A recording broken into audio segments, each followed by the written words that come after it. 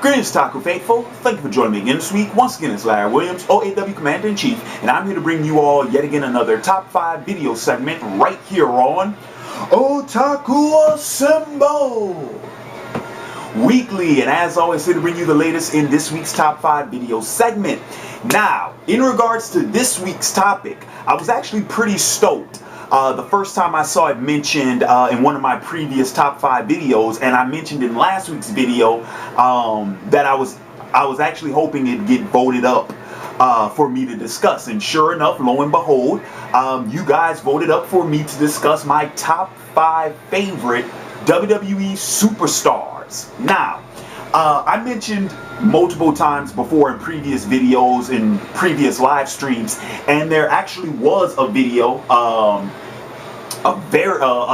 an epic 2-hour rant with myself, fellow colleague Hugo Strange, and Zipblock Gory that we did. It was a huge wrestling rant that we did, and it never saw the light of day because I ran into issues with it in post. But all in all, pretty much the reason why I'm sharing all of this is because I'm a huge wrestling fan. Always have been since I was a kid. And you know, when I went into college, yeah, I kind of fell out of it a bit, but you know, I always kept checking back on it, checking back. And I mean, even now, mostly I watch TNA on week by week. But every now and then I'll, you know, check back into WWE, see what's going on with them and whatnot. And since currently in WWE, this is the Road to WrestleMania storyline that they're in, because WrestleMania is a couple of weeks away. So yeah, this seemed like the best time to sit down and discuss this list. However, the suggestion said top 5 favorite WWE superstars. That I can't do.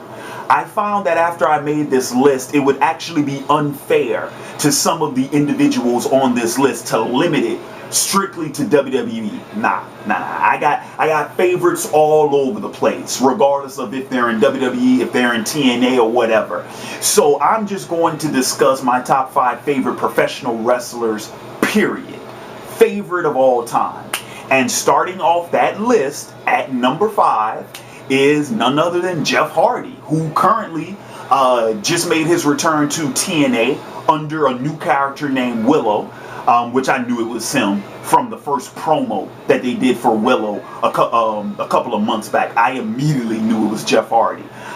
The character fits his profile, fits his interest, even his voice. I didn't know he could do that laugh like he did, though. That kind of creeped me out. But anyway, so yeah, Jeff Hardy. I've been following Jeff Hardy since he first premiered in WWF, back when he was a member of the New Brood, along with his brother Matt and Gangrel. That's how they came into the WWF after Edge and Christian left the Brood. So they came in as the New Brood, and that lasted for a short while, and then they went out and branched out on their own as the Hardy Boys. Now that's when I became a fan of Jeff, because the matches that they had, legendary. I mean, I think everyone will agree. The TLC match between the triple threat TLC tag team match for the WWF tag team titles between Edge and Christian, the Dudley Boys, and the Hardy Boys. Those matches are some of the most epic tag team matches ever produced. And everyone remembers that phenomenal fucking scene when Jeff climbs the ladder, grabs the titles, ladder gets kicked from under him, Jeff is hanging, literally hanging from the fucking title belt, and Edge climbs the fucking ladder and spears Jeff off the title belt. I mean, everyone remembers that scene. It's fucking iconic. Hands down, great fucking match. So when Jeff decided to go ahead and, you know, go solo, you know, I was still keeping up with him. Another very memorable match for me was, you know, when Jeff made his first run at the world title. It was, I want to say, 2001. It was right before Jeff left WWF. Before going to TNA. It was 2001. It was on SmackDown. back when SmackDown was still on Thursday nights, and the Undertaker was the champion at the time. And the storyline they were running was that the Undertaker was defending the world title, kind of like how he did with the Hardcore title. He would take any challenger, he would defend any night, any match, didn't matter. He was taking all challengers. And Jeff challenged him to a ladder match on Thursday Night SmackDown as the main event. That was back when the world title was the Undisputed Championship. And it was a great match. And of course, you know, if you're a fan of wrestling, if you know how the business works, if you know how the storylines work, of course Jeff wasn't going to win the title. We knew that, but still, they put on a hell of a match, and Jeff came close, because I remember there was that moment where Jeff climbed the ladder, and he got his hand on the title before the Undertaker came back and, you know, knocked him down and whatnot. But it was a great match, and I would even say that it was probably the last good match that Jeff had before he left WWF, because right after that was when they tried to do this whole heel thing with him, this whole heel storyline with him, and then Jeff vanished. But the thing was, you know, Jeff went over to TNA, and that's how I got into TNA, was through Jeff Hardy, because I knew that's where he went. Started following him at TNA. You know, Jeff became a world champion over there, came back to WWE, became a world champion over there, which was part of his contract and whatnot. And now he, you know, went back to TNA, became another world champion, and then he disappeared for a while, and now he's back. So anyway, not to spend too much time, you know, just boy loving over Jeff Hardy, but yeah, that's why Jeff is number 5 on my list. He's a fantastic performer, and yeah, you know, he does his best with storylines. I never thought that Jeff was great on the mic. I never thought that part of his career was really exceptional, but as an entertainer and as a performer, I feel like no one puts it on the line more than Jeff Hardy. I mean, the things he does, hands down, one of the toughest in the fucking business, hands down. All right, so number 4 on my list, in vain of that title match, is none other than the dead man himself, The Undertaker. Been a huge fan of The Undertaker for a very long time. I remember actually one of the first Raw promotions I ever saw on television was actually, yeah, it was back in the 90s when they were doing the whole Undertaker abduction storyline, and but it wasn't the one when the Undertaker abducted Stephanie. No, I think it was the one when Kane lit the teddy bear on fire, and when he was having his rivalry with the Undertaker and all that jazz. I don't know, it was crazy. But yeah, but the Undertaker was one of the first wrestlers when I first got into WWF that I was like, whoa, this fucking guy is intense, you know. Because they had, you know, when he was the leader of the ministry, and, you know, when he would fucking put people up on his symbol and, you know, hoist it up in the air and shit like that, and, you know, had the whole, you know, I even learned that's when I learned how to roll my eyes in the back of my head, was because of the Undertaker. You know, he used to always do that, and I mean, yeah, the Undertaker, he's just an all around. He's a great fucking character. And then the wrestler himself, Mark Calloway, he's actually a pretty cool dude. You know, I've read like articles and stuff about him, and, you know, heard interviews about him. He's actually a pretty cool dude in real life too. But as far as like him as a wrestler, I mean, dude, some of my favorite moves in wrestling, you know, as part of the Undertaker's repertoire. I mean, one of the first, you know how like when you're a kid, they tell you not to try it at home, and they tell you, you know, don't reenact the stuff you see on the show, but we've all done it before. One of the first wrestling moves I ever learned how to perform was the sidewalk slam that the Undertaker would always do. You know, when you wrap your arm around the person's torso and you pick them up and you kind of carry them under arm, and then you just sit down with them and kind of slam them down, you know, sidewalk slam. You know, I love, you know, Undertaker doing that, you know, the big boo. And then, of course, the Tombstone Power Driver and the Choke Slam. Undertaker is great at that stuff. And you want to talk about iconic matches, dude. Undertaker's been in one of the most, I would probably argue, one easily top 5 most iconic wrestling matches. His Hell in a Cell match with Mankind. I mean, dude, every shit, even if it's not a promotion for like Hell in a Cell DVD or Hell in a Cell pay-per-view or this, that, and the other. I mean, dude, even on like just normal commercials, they still show clips from that match when he throws Mankind, that iconic scene when he throws Mankind off the Hell in a Cell and he goes crashing through the announcement table. I mean, every wrestling fan has seen that scene, and diehards have seen that match. I've seen that match so many times. I mean, dude, when he threw him off the Hell in a Cell, went through the announcement table, threw him through the cage door, which wasn't anticipated. True story. That the top of the Hell in a Cell was not supposed to open when they did that match, and Mankind fell through that. Choke slammed him on a ring laid with fucking tacks. And then that was the match when Mankind had to get pulled out on a stretcher, and then he gets up off the stretcher and goes back to the ring. I mean, dude, Undertaker has been in so many iconic matches. The casket match, the buried alive match. Those are 2 matches he pioneered. I mean, what else can you say about the dead man? He's fucking phenomenal. And then of course, I think they are still doing the undefeated streak at WrestleMania and all that jazz. I mean, he's a fucking icon. I just wish he would come back more, because now, Undertaker's getting older, and he's gotten to the point now where, he does not wrestle as often as he used to. So, but I mean, with that portfolio, you don't need to. So, that's why Undertaker, number 4 on my list. Number 3 on my list,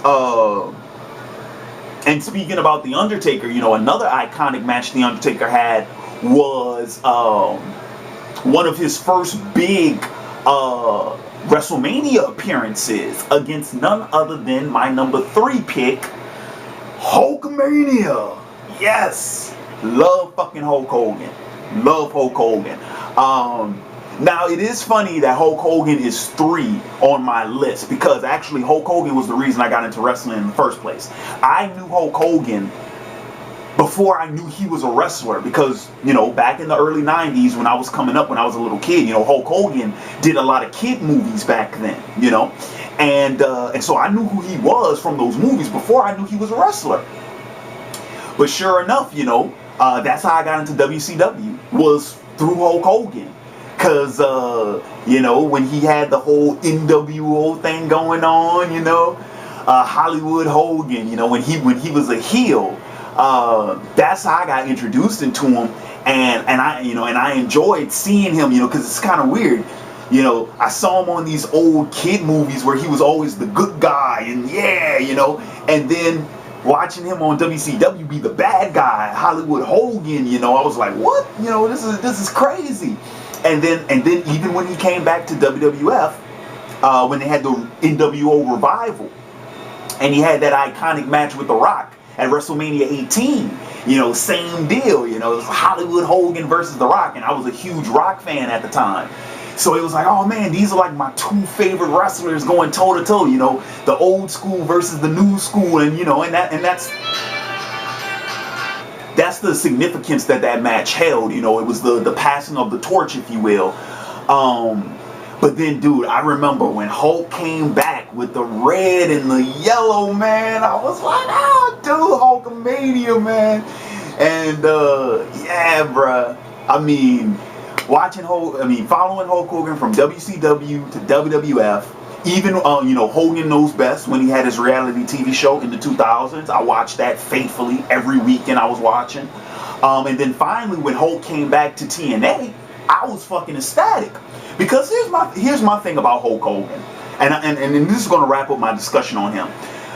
I remember in season 1 of Hogan Knows Best, there was one of part of the drama of the reality show was his family's reluctancy to allow him to go back in wrestling, because when season 1 of Hogan Knows Best was recorded, that's when Hulk Hogan made that return at WrestleMania, and there was a big thing in the show, about how his wife and his daughter and stuff, they didn't want him to wrestle anymore, and Hulk Hogan kind of had that, that sort of that mentality, that stance.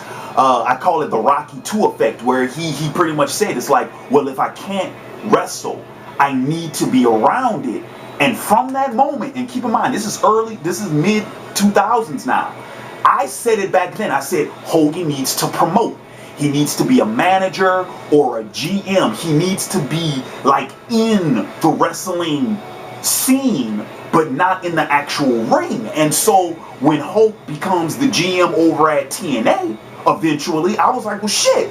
I've been saying he needed to be doing that for years. I've been saying that for years, that Hogan needs to have that type of role in a wrestling organization. And I'm glad he came back. I even like when they had him go heel for a while in TNA too. I thought that was fucking cool. But yeah, I mean, what else can I say about Hulk Hogan, dude? I grew up with the guy. He was the one that got me into wrestling in the first place. So yeah, that's why he's number 3 on my list. Now, in vein of Hulk Hogan and his managerial duties over in TNA, number 2 on my list was his number 2. None other than the fucking icon, the legend, Sting. Number 2 on my list, no fucking argument. I remember, dude, I can still remember the first time I saw Sting, WCW, coming down from the fucking rafters, dressed up like the Crow. And the funny thing, I got into Sting's character because I was a huge Crow fan around the same time, because Crow came out in the mid 90s, and I really loved that movie. So I turned it on wrestling, and I find out there's a guy who dresses up and acts like him. I was like, oh, this is fucking cool. So yeah, dude, I've always been a fan of Sting, always. And I remember when he retired for a while in the 2000s, man, I was really down about that, man. I remember when I saw him on the 700 Club, because apparently he found Jesus again. I was like, oh man, he's never coming fucking back. And then in 2006, they announced that he was coming to fucking TNA, and boy, I remember when he fucking came back too. I was so fucking ecstatic. I lost my shit, because I've always fucking loved Sting. Matter of fact, Sting is I think, now that I think about it, I think Sting might have been the first wrestler, or definitely one of the first wrestlers, where I went back and watched all of his old matches. Cause dude, I remember when I went back and saw his match with fucking Ric Flair at the Great American Bash, back when he had the spiky blonde hair and the fucking the blue and purple and shit face paint. Oh, dude. But you know what's funny, man? That's how Sting incorporated the Stinger Splash. He got that was something he incorporated from Ric Flair. The woo, of course, that was fucking Ric Flair. But I never knew that's where he got it from. Because I knew Ric Flair did that too. But I didn't know, that Sting, paying homage to Ric Flair, he got that from him after that fight. He started doing that. But, oh man, dude, and Scorpion Death Drop, Sharpshooter, all that jazz. I fucking love Sting. So yeah, it was the same deal in TNA when they put Sting in that managerial position where he wasn't the GM, he was like the commissioner. When they had him starting doing that type of stuff and how that worked out in the storyline, I dug that too. I'm gonna tell you the kicker though, and this is gonna wrap up my discussion on Sting. I remember summer of 2011 when they had Sting do this Joker sort of parody where he started wearing that red suit with the black shirt and the tie, and he started having the sloppy face paint and the wet hair, and he started acting like Heath Ledger's Joker, like the loose cannon sort of madman behind the scenes. I ate that shit up. I know it was cheesy and it was gimmicky, but I'm sorry, I ate that shit up. And I thought Sting fucking did a great job with that portrayal. I mean, it was fucking phenomenal. So, Sting, number 2 on my list. Low. And now that brings us down to the number 1. Big Bad Booty Daddy himself. Number 1 favorite wrestler all time, Dwayne Johnson, The Rock. Rock was one of the first, in the same vein of like Hulk Hogan. Rock was one of the first wrestlers that really got me into wrestling. I mean, I don't even have enough time to go into how big of a, not just a wrestler, but how big of an influence that The Rock was for me growing up. I mean, I was 9 years old when I first saw him, and I saw his rise to be the top wrestler in not only World Wrestling Federation, but the top wrestler in the entire fucking business. When and I don't really want to make this more about wrestling, because it's just wrestling, but The Rock was an influence for me coming up. He was one of my role models as a kid. To see a young black man dominate his profession the way he did, and then to leave, to venture off into a new territory being Hollywood, and then to dominate that the way he did. And not only that, but here's another thing I have to say about The Rock, because his career revival, I thought, was very enlightening. And this is what I mean. We all know, for those of us, Rock fans who kept up with him while he was in Hollywood, remember, The Rock had a slump for a couple of years when he ventured off into kids' films. And now granted, it was a smart choice in the sense that kids' films have a larger market, and he was doing Disney films too. That's a big company, and he was starring in those movies. But after a while, those films didn't earn as much as they used to. And he almost flatlined for a minute in Hollywood. So to see him come back, make a complete career revival, getting back into the action scene, and now he's one of the biggest fucking action stars in Hollywood. Last year, he was the highest grossing actor in Hollywood. His films grossed more than any other actor. He beat out Robert Downey Jr. in 2013. So, I mean, what else can I say? This was a guy, I was a little fucking kid, watching every Monday night, getting up on that turn, going into, coming down the fucking, coming down the ramp, belt swinging, get up on the turnbuckle, chuck that fucker over his shoulder. I used to memorize, the eyebrow raise and, his catchphrases. I remember I was 10 years old. I had the barber. I used to cut my hair like him. You know what I'm saying? Because I really idolized him. I looked up to him as like, that's a guy fucking doing it. And to see him venture off the way he did and be so fucking successful at it, and then come back to fucking wrestling for a moment, win the title and everything, what he did last year, and then go right back into dude, I could make a whole fucking video about, The Rock. I really could. But yeah, that's why he's hands down number 1, my all-time favorite wrestler. Cause it, for me personally, it went so far beyond just wrestling. It went beyond the ring, What else can I say about the guy?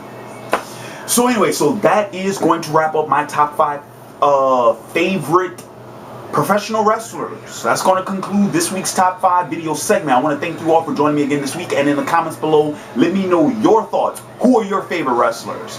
Not just WWE. I'm talking about WCW, ECW, TNA, Ring of Honor, whoever. Let me know in the comments below. Let me know your top 5 favorite wrestlers.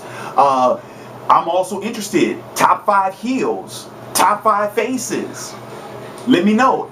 But do not forget, in the comments below, leave your suggestions for next week's top 5 video, and thumb up the one you want to see me discuss in the next top 5. Discuss next week. So, what to keep an eye out for? This week's discussion of the week, which is actually supposed to be uploaded tonight, will be uploaded tomorrow morning. So we're actually going to do more of a 12-hour upload sort of thing. This video is going up tonight, which is Tuesday night. Discussion of the week is going to be released Wednesday morning, and then my Arrow review will be up Wednesday night.